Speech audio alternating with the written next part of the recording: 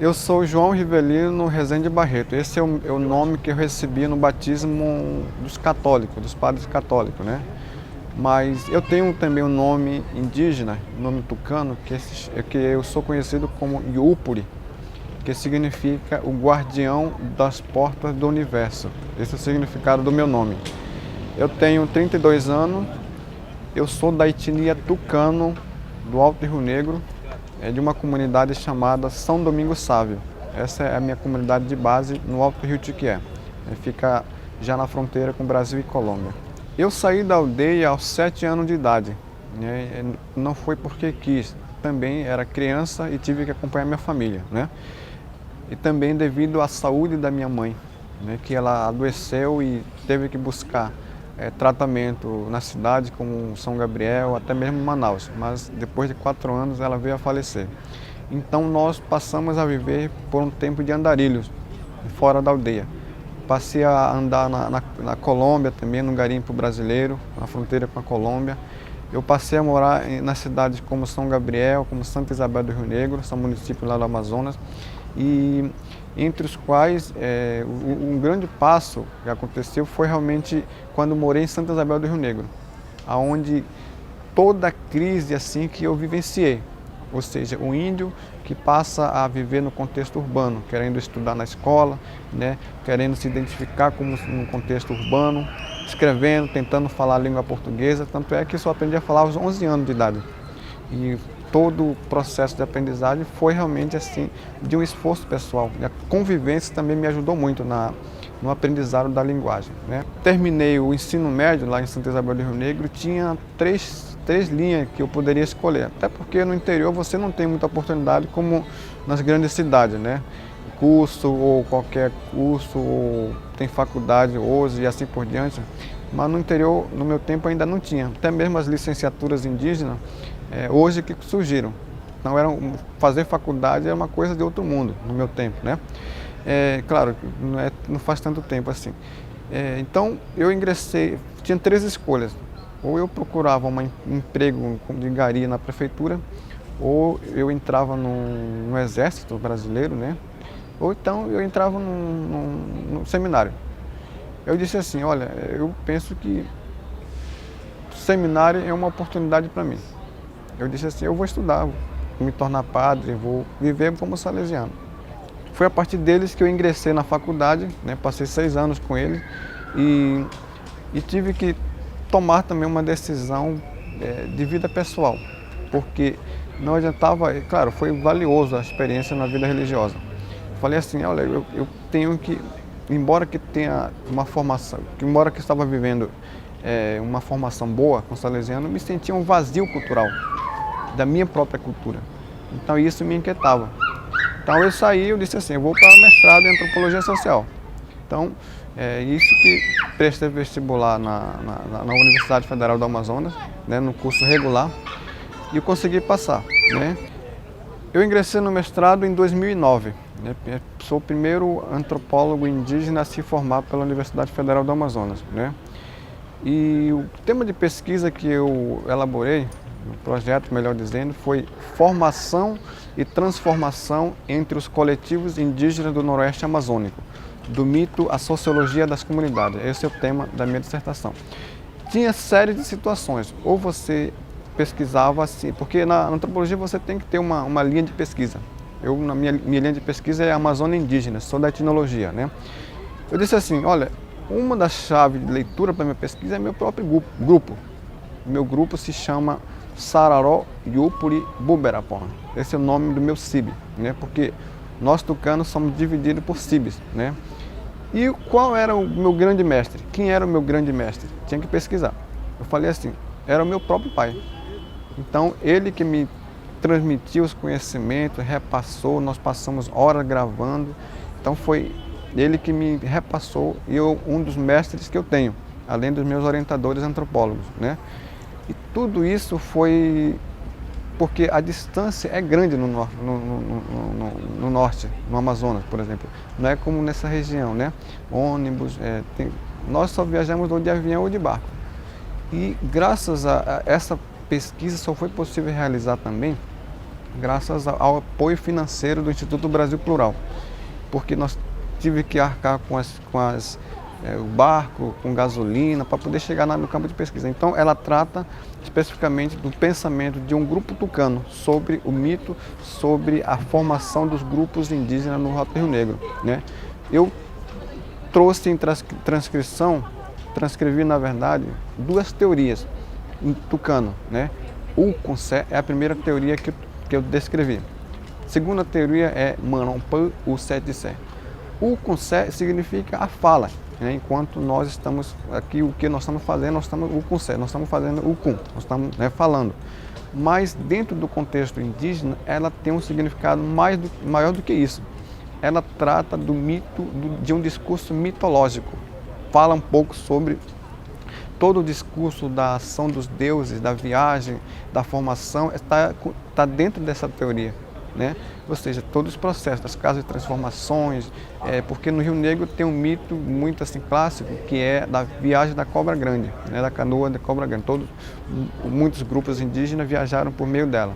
Esse é um discurso que é fundamentado pelo Uconsen, é uma teoria. Só que a segunda teoria que eu trouxe é Manonpã, o Sete Sé. Manon significa a árvore de tabaco, a folha de tabaco. Então, o Sete Sé já é uma coisa ritualizada, mas o que acontece?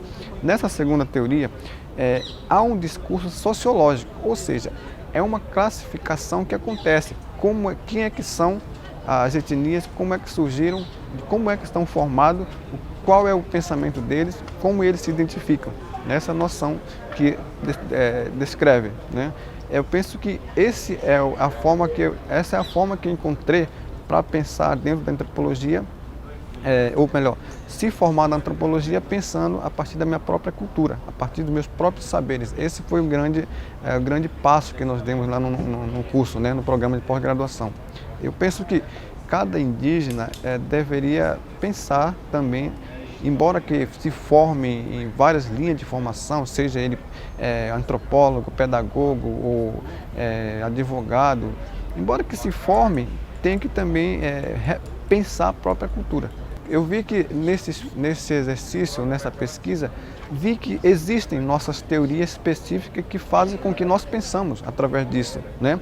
Não é diferente como dos brancos, né? Os filósofos, por exemplo, eles estabeleceram algumas teorias para poder ser pensado. E falei assim, como eu vim da filosofia, então continuo fazendo esse esforço. Eu acho que isso mostra para todos os indígenas, né, que nós temos que conhecer a nossa própria cultura, e se nós conhecemos, nós amamos a nossa cultura. Então, a cultura indígena vai além mesmo da própria expressão externa que nós temos, da pintura, do cocar, do vestimento. Ela está também dentro da nossa razão, do nosso pensamento. Teve um período em que todas as pesquisas, a maioria das pesquisas realizadas no Rio Negro foram feitas pelos etnólogos estrangeiros, né? Todas as pesquisas foram muito bem feitas, mas pensado por um próprio indígena é diferente. Por quê? Traz noções que descreve a vida realmente, né? Não só um pensamento assim externo, mas uma vida que nasce da própria cultura. Então é uma antropologia assim, digamos assim, tucana, né? O modo de produzir o pensamento, qual é o pensamento deles, como é que se classifica, de onde é que vem, né? Quem são os pensadores, como é que produz, como é que vive. A gente passa a entender diferente de uma teoria trazida por um branco, né? Fala, por exemplo, patrilinearidade, é um termo antropológico, mas nós entendemos de outra forma, né? Por exemplo, exogamia linguística, é uma teoria antropológica. Nós falamos, tucano com tucana não se casa. Para nós é essa a regra tradicional, né? Ou seja, passa a descrever, é diferente. Um antropólogo indígena pensar suas próprias teorias é diferente de um antropólogo branco pensando. Claro, existe uma relação, mas a questão é que... Então a grande contribuição seria esse novo olhar. Um novo olhar antropológico pensado pelo próprio indígena, né? Essa é a grande questão, né?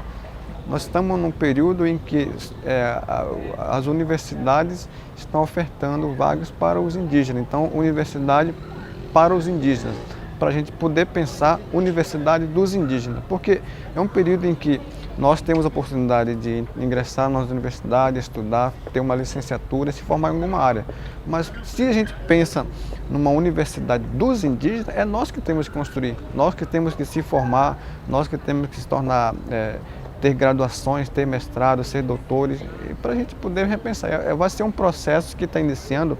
Eu penso que se cada um de nós fazer um esforço, cada um de nós ter essa preocupação, certamente nós teremos universidades indígenas, dos indígenas também, sendo os indígenas professores, sendo os indígenas, né, que coordenam o curso, mas para isso temos que ter material didático, né? Onde é que nós vamos tirar?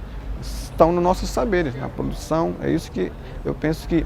Aí, claro, para a gente procurar investimento junto ao governo, nós temos que ter nossa estrutura, nosso pensamento, porque não adianta você, eu fico falando assim, não adianta você construir uma maloca se não tem ninguém para dançar lá dentro. Não adianta, é como se estou trazendo uma metáfora, né?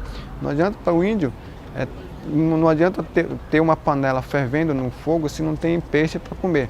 Não adianta eu escrever uma dissertação, produzir uma apostila e entregar na comunidade.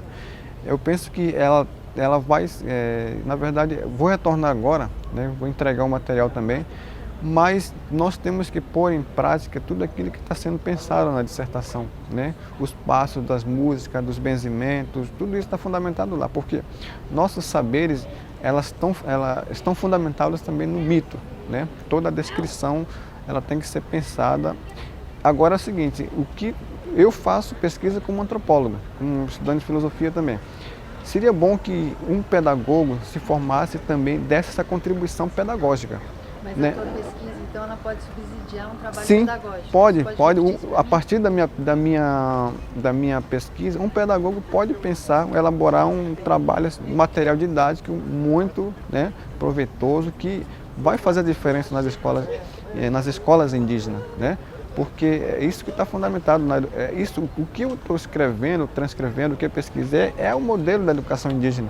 Não é simplesmente uma narração, é uma vivência, porque a nossa educação é preparar para a vida, né? Então, para se tornar homem tucano, mulher tucana, para saber se relacionar. Então, está ligado à vida mitológica também, né? Então, eu acho que... vamos supor, por exemplo, a gente pesquisa como antropólogo. Se vier um matemático, certamente poderia também organizar material didático da sua forma. Pode ser contribuído. Quem se forma, por exemplo, os indígenas que se formam em geografia, em história, poderiam certamente pensar como formado em história. Eu acho que essa é a grande diferença que vai começar a existir dentro dos nossos contextos culturais. Foi muito importante a minha participação aqui nesse seminário de licenciaturas indígenas nas universidades federais brasileiras, né? Claro que as experiências que cada um trouxe fez a gente pensar também que não é só nós no norte que estamos com essas situações, né? Mas todos os grupos no Brasil também estão almejando por essa transformação, por essa mudança que as universidades têm que ter também, esse reconhecimento, né, dos indígenas, né, não só pelo fato de eles serem os primeiros moradores, mas que a nossa cultura tem muito a contribuir para a formação dos homens brancos, até mesmo para nós mesmos, né?